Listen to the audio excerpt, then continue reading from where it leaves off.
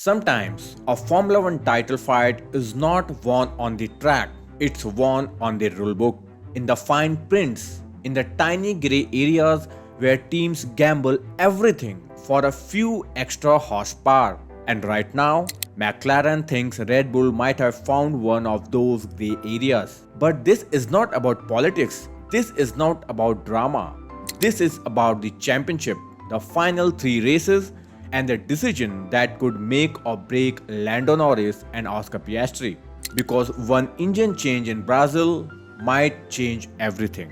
Max Verstappen, the only driver still mathematically fighting McLaren, takes a brand new, fully fresh Honda engine. New ICE, new turbos, new MGUK, MGUH, a new battery, new control electronics, basically a full power unit.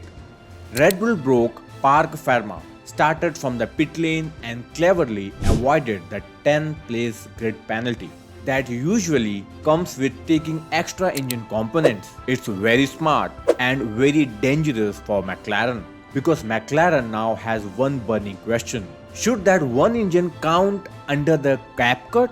If yes, Red Bull must pay for it, and if no, McLaren suddenly needs to rethink its entire title strategy.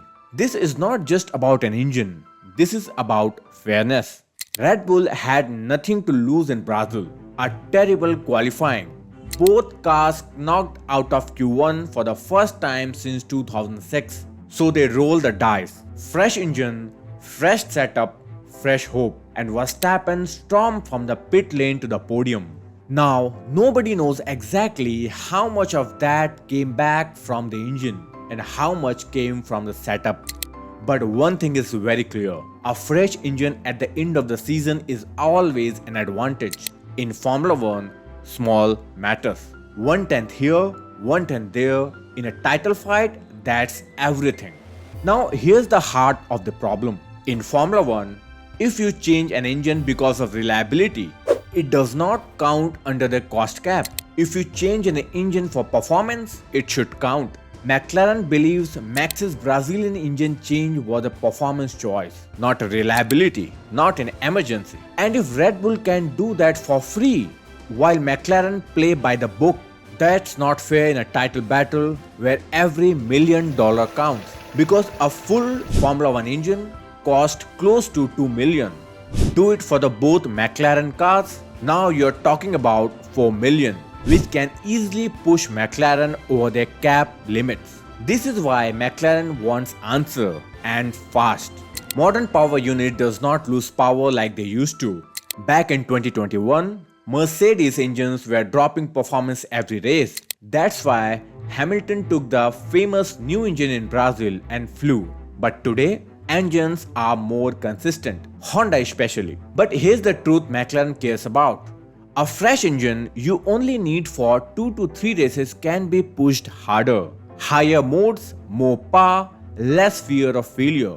When you're fighting for the world championship, that extra boost can be gold. Especially when the gap between McLaren, Red Bull, Ferrari and Mercedes is so tiny. Here's the situation. Both Lando Norris and Oscar Piastri have already used all of their allowed engine components. They are right at the limits. One failure, one surprise issue, one unlucky weekend, and McLaren may have to push a fresh engine in. But doing that could give one driver an unfair advantage over the other, hurt their title fairness policy, cost millions, and risk breaking the cost cap. That's why they need to know, did Red Bull's change could count towards the cost cap or not? If FIA says no cost cap impact, McLaren can also change engines tactically. If FIA says yes, it counts, McLaren needs to stay conservative and pray the engine survive. 3 races left, one is a sprint and pressure is immense. This is where things get messy. FIA's financial rules does not clearly define when an engine swap is a reliability and when it's performance. Teams rely on guidance, not exact wording. Some teams say only a real failure counts as a reliability. Others say even potential failure issues can justify a free swap. McLaren clearly believes Verstappen's swap was for performance, not reliability. Andrea Stella even said it openly. What Red Bull did challenges the regulations. This is not about attacking Red Bull. This is McLaren fighting for clarity. Because clarity defines the championship.